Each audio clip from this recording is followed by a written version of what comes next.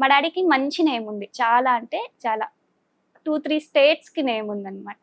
ఎక్కడికి వెళ్ళినా కూడా ఆ రెస్పెక్ట్ ఇస్తారు. పొలిటీషియన్స్ దగ్గర నుండి నార్మల్ పీపుల్ వరకు ఎవరైనా కావచ్చు. ఇన్ కేస్ నేను ఒక చిన్నది ఏదన్నా బాగాలేదు నేను చేసిన దాంట్లో అంటే, నాకు నేమ్ పడిపోయేది పక్కన పెడితే ఇక్కడ పడిపోతుంది. ఓకే. మాలో ఎవరు ఏది చేసినా కూడా కంప్లీట్ ఫ్యామిలీ డిస్టర్బ్ అవుతుంది.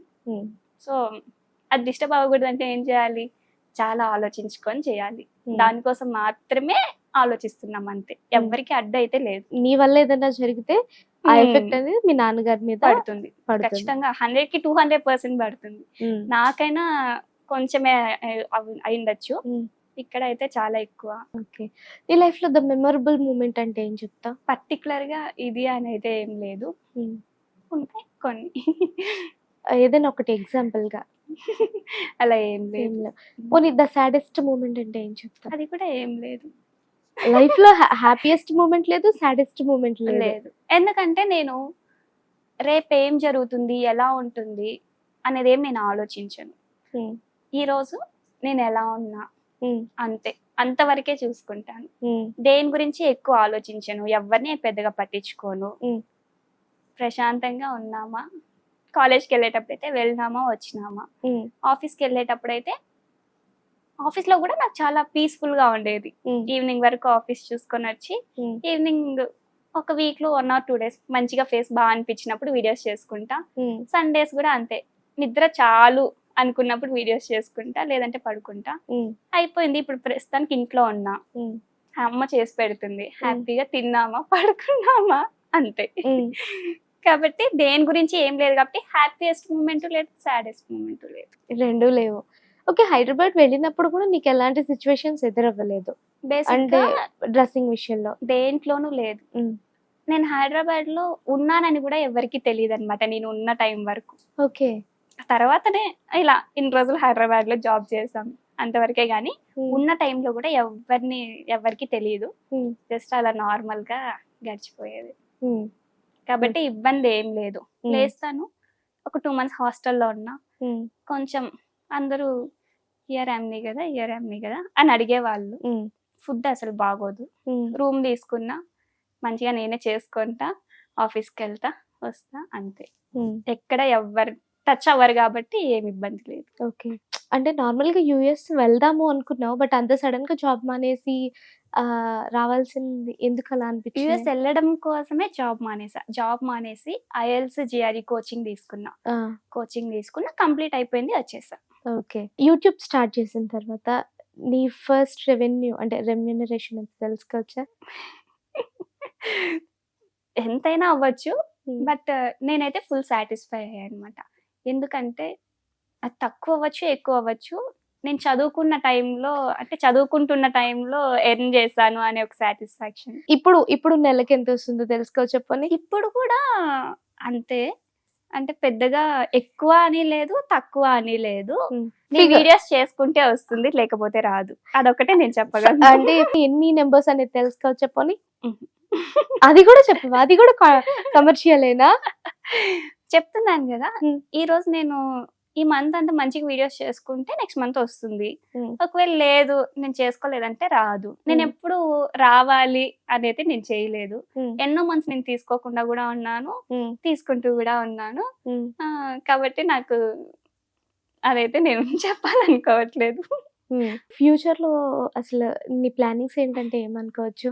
చేస్తాం, MS చేస్తాం, పెళ్లి చేస్తారు. పెళ్లి చేసిన తర్వాత కూడా MS చేస్తావా? ఈ రోజు ఏం చేస్తా, డాన్స్ చేస్తాను, యాక్ట్ చేస్తాను.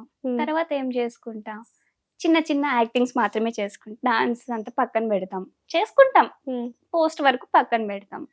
ఇంకా కొన్ని రోజులైనా వంటలు చేసుకుంటా. యూట్యూబ్ అయితే ఆపను, ఇది ఒకటే చేసుకుంటూ ఉంటా. జాబ్ చేస్తానో లేదో తెలీదు, ఆ రోజుని బట్టి. ఖచ్చితంగా చేస్తానని చెప్పలేను, చేయనని చెప్పలేను. యూట్యూబ్ అయితే ఎప్పటికీ ఉంటుంది, చేసుకున్న రోజులు చేసుకుంటా. చాలా అనుకుని వంటలు చేసుకుంటా, ఉమ్, వ్లాగ్స్ చేసుకుంటా, ఉమ్, ఇంకా చాలా అన్నప్పుడు ఆపేసుకుంటా. ఉమ్. అంతే. ఫ్యామిలీని మంచిగా చూసుకోవాలి. ఇంతకు మించి ఫ్యూచర్ ప్లాన్స్ ఏం లేవు. నిల్లు. ఒక రకంగా చెప్పాలి అంటే నువ్వు ఈ జనరేషన్ కి చాలా డిఫరెంట్ గా ఉన్నావు. ఒక పక్క వైఫ్ మెటీరియల్ అనుకోవచ్చు నువ్వు, నిజం చెప్పాలి అంటే. అలా ఉండాలనేసి నా కోరిక కూడా ఎప్పటికైనా. సొసైటీ విషయం పక్కన పెడితే ఫ్యామిలీ అనేది ఫ్యామిలీ ఎప్పుడైనా, ఇప్పుడు నేను ఇక్కడ ఎలా అయితే నా ఫ్యామిలీకి ఇంపార్టెన్స్ ఇస్తున్నానో, నేను ఏం చేసినా కూడా వీళ్ళపైన ఎఫెక్ట్ అవుతుంది అంటాను. తర్వాత నాకు మ్యారేజ్ అయిన తర్వాత కూడా వాళ్ళకైనా అంతే కదా, వాళ్ళు నన్ను హ్యాపీగా చేసుకుంటారు. చేసుకున్న తర్వాత ఫలానా వాళ్ళ వైఫ్ ఇలా చేస్తోంది అని ఎవరైనా అన్నారనుకోండి, వాళ్ళు ఇంత హర్ట్ అయినా కూడా వాళ్ళు నన్ను సరిగా చూసుకుంటారా? చూసుకుంటారు పైకి, లోపల కొంచెమైనా మనం ఇవన్నీ యాక్సెప్ట్ చేయకుండా ఉంటే బాగుండు కదా, లేదా ఇలా చేయకుండా ఉంటే బాగుండు కదా, ఆపేమని చెప్తే బాగుండు కదా, ఇవన్నీ లోపల ఉంటాయి. చెప్తే ఏమనుకుంటుందో అని ఒక భయం ఉంటుంది కదా. ఆ భయం ఉన్నప్పుడు ఎంత హార్ట్ఫుల్ గా ఉన్నా కూడా తీసుకోలేము. ఇఫ్ వచ్చే అతను వద్దు ఆపేసేయంటే ఆపేస్తాను. డెఫినెట్లీ. అంటే ఛానల్ క్లోజ్ చేసి అక్కడికి ఆపేసేయన్నా కూడా. ఆపేస్తాను. అది కూడా ఎప్పుడు నన్ను మంచిగా చూసుకుంటాడు అని నాకు అనిపిస్తే మాత్రమే, నన్ను అర్థం చేసుకుంటారు అన్న వాళ్ళనే నేను చేసుకుంటాను. లేదు నువ్వు ఆపేసే అనేది కూడా మంచిగా చెప్పాలి, ప్రేమగా చెప్పాలి. దీనివల్ల నాకు ఇలా ఉంటుంది, నీకు ఇలా ఉంటుంది అని కూర్చోబెట్టి చెప్పి మానేసేయమంటే తప్పకుండా మానేస్తాను. కాదని అయితే ఒక్క పని కూడా చేయను ఎప్పటికైనా కూడా. ఇప్పుడు మా డాడీని కాదని నేను ఒక్కటి చేయను, మా మమ్మీని కాదని ఒక్కటి చేయను. అలానే రేపు వచ్చే వాళ్ళని కూడా కాదని ఇది చేయను. ఓకే, ఎవరైనా వీడియోస్ చూసి వచ్చి నిన్ను ఇలా పెళ్లి చేసుకుంటాము, మీ అమ్మాయిని ఇలా పెళ్లి చేసుకుంటామని మీ అమ్మ నాన్నలు ఒప్పిస్తే అంటే నాకు నచ్చాలి కదా. అంటే వాళ్ళు ఒప్పుకొని ఓకే, నేను ఒకటే అడుగుతాను, అంటే ఈరోజు నేను అమ్మాయిని కాబట్టి బాగుంటుంది, అంటే చేస్తోంది బాగా చేస్తుంది కదా, చేసుకుందాం అని అనిపిస్తుంది. పెళ్లి చేసుకున్న తర్వాత అలా కాదు కదా, నా వైఫ్ కదా అందరు చూసేస్తారు కదా అని ఒక పాజిటివ్నెస్ అయితే ఖచ్చితంగా వస్తుంది. ఆ రోజు కూడా నన్ను యాక్సెప్ట్ చేయగలిగితే చేసుకోవచ్చు, లేదంటే ఆ రోజుతోనే స్టాప్ చేసి నాకు ఇంట్రెస్ట్ లేదు అని చెప్తాను. యాక్చువల్ గా నేను అప్పుడు అంతకు ముందు అడిగిన క్వశ్చన్స్ లో ఏం చెప్పామంటే, జస్ట్ మా వాళ్ళు తీసుకొస్తారు, జస్ట్ నేను అని అంటవే అని. అవును. సో ఇప్పుడు నేను ఏమడుగుతున్నానంటే, ఇఫ్ ఎవరైనా వచ్చి నీ వీడియోస్ చూసి నచ్చి అమ్మాయి బాగుంది అని చెప్పి మీ నాన్నగారిని మీ అమ్మగారిని ఒప్పించి వాళ్ళని ఓకే చెప్పిస్తే నువ్వు ఓకే అనేస్తాను. ఎందుకంటే మా డాడీని అక్కడ వీటి గురించి మాట్లాడేస్తారు కాబట్టి ఓకే అంటాను. దాంట్లో ఇంకొంచెం అర్థం చేసుకునే వాళ్ళు వస్తే బాగుంటుంది అంతే. అంటే అసలు ఈ ఫ్యూచర్ హస్బెండ్ క్వాలిటీస్ ఎలా ఉండాలనుకుంటున్నావు? చూసే చాలా మంది ఈ నాకున్నాయా అని చూసుకుంటా ఉంటారు.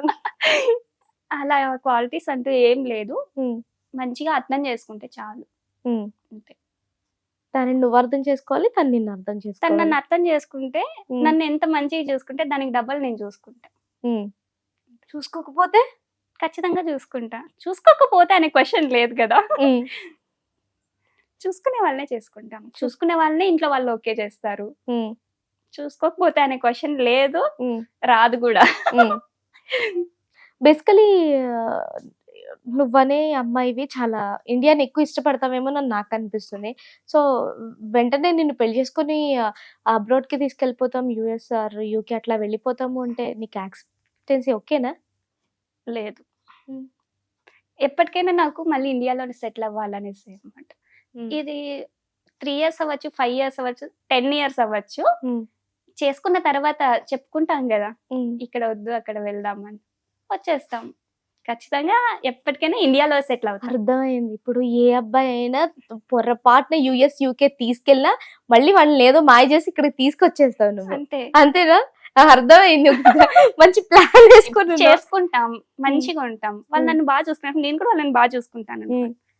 అప్పుడు ఇట్లా వెళ్దాం, ఇట్లా ఇక్కడ ఇష్టం లేదు అని చెప్పమనుకుంటే ఓకే అంటారు వాళ్ళే ఆటోమేటిక్ గా. దాంట్లో నేను ఫోర్స్ చేసేది కూడా ఏముండదు, వాళ్ళంటే వాళ్ళే సరే నీ ఇష్టం అంటారు అంతే. ఫైనల్ గా అయితే ఇండియాలో సెటిల్ అవ్వాలి. ఫైనల్ గా ఇండియాలో సెటిల్ అవ్వాలి, ఒక మంచి వైఫ్ మెటీరియల్ గా ఉండాలి. నాకు తెలిసి ఈ ఇంటర్వ్యూ చూసిన ప్రతి ఒక్కళ్ళు ఏంట్రా బాబు ఈ అమ్మాయి అసలు ఇంత డిఫరెంట్ గా ఉంది అనుకుంటారు. నాకు తెలిసి డెఫినెట్లీ అనుకుంటారు. ఏమో.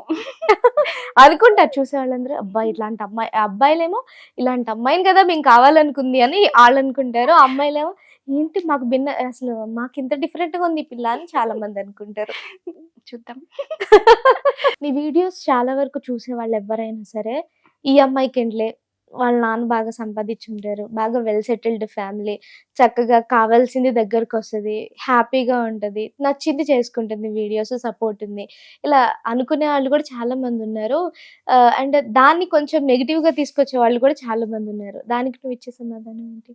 ఎలా పెంచుతున్నారు అనేది పక్కన పెడితే, నాకు ఎంత ఉంది, ఏముంది అనేది పక్కన పెడితే, మనం ఎలా ఉన్నాము అనేదే కావాలి. కొంతమంది ఉంటారు ఏం లేకపోయినా కూడా బయట నేను ఇలా అలా అలా ఉంటారు.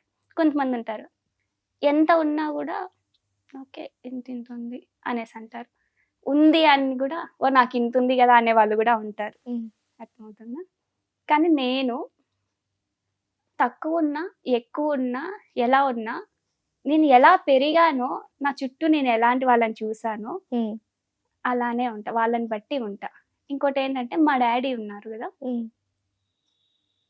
ప్రతి ఒక్కరిని ఫార్మర్ దగ్గర నుండి పోలీస్ వరకు ఒకటేలానే ట్రీట్ చేస్తారు. ఆయన అలా ట్రీట్ చేసేటప్పుడు మనం ఎలా ఉండాలి? అలానే ఉంటుంది అంతే. నాకు ఉందా లేదా, తింటున్నానా లేదా, నాకు సపోర్ట్ ఉందా, ఇంకోటి ఉందా, అవేమీ కాదు. నా మనస్తత్వం ఎట్లా ఉంటుందో దాన్ని బట్టే నేను, అవతల వాళ్ళు నాతో ఎలా ఉంటారు అంటే, కొంచెం ఉంటారు కదా మనకి, ఎక్కువ ఉండొచ్చు తక్కువ ఉండొచ్చు, మన దగ్గరికి కొంచెం మంచిగా ఉన్న వాళ్ళు, కొంచెం యాటిట్యూడ్ చూపించే వాళ్ళు అలా వచ్చారనుకోండి, మనం కూడా అలానే ఉంటాం, అలానే మెయింటైన్ చేస్తాం వాళ్ళ ముందు. లేదు నార్మల్ పీపుల్ వచ్చారు, మనం కూడా నార్మల్ గానే ఉంటాం. నేనైతే అలానే ఉంటా. కోపం వస్తుందా అమ్మకి? అసలు తప్పకుండా వస్తుంది. వస్తుంది, కానీ ఓపికగా ఉంటాను. కోపం తెప్పించకుండా ఉండేంత వరకు. కోపం వస్తే పక్కకి వెళ్ళిపోతా. బరిస్ట్ అవుతావేమో అనుకున్నా, పక్కకి వెళ్ళిపోతావా? అంతే, ఒక మాటే అంటాను, ఇంకా నాకు అవసరం లేదు అని పక్కన. ఇప్పుడు మాట మాట మాట మాట వస్తుంది, అచ్చుకుంటాం, అప్పుడు ఏమవుతుంది? నా ఎనర్జీని లాస్ అవుతుంది, మైండ్ అంటే డిస్టర్బ్ అవుతుంది, ఆ రోజంతా అలానే ఉంటుంది. సో అవేం లేకుండా ఉండాలంటే ఒక మాటతోనే పక్కన పెట్టాం అనుకోండి, క్లియర్, ఏముంటావు, ప్రశాంతంగా ఉంటాం. మళ్ళీ కూడా నేను ఈ రోజు ఇది జరిగింది కదా అని చెప్పి దాన్ని గుర్తు పెట్టుకొని ఇట్లా జరిగింది కదా, అది కూడా ఏమి ఉండదు, నా పని నాది. సో మొత్తానికైతే ఎవరి మాటలను పట్టించుకో, ఏమి చెయ్యో, దట్ ఇదో పెద్ద ప్యాషన్ కోసం కూడా చేయట్లేదు, జస్ట్ నీ సంతోషం కోసం, నీ హ్యాపీనెస్ కోసం, నీ టైం పాస్ కోసం మాత్రమే. అంతే కదా? Okay, thank you Yamini, thank you so much.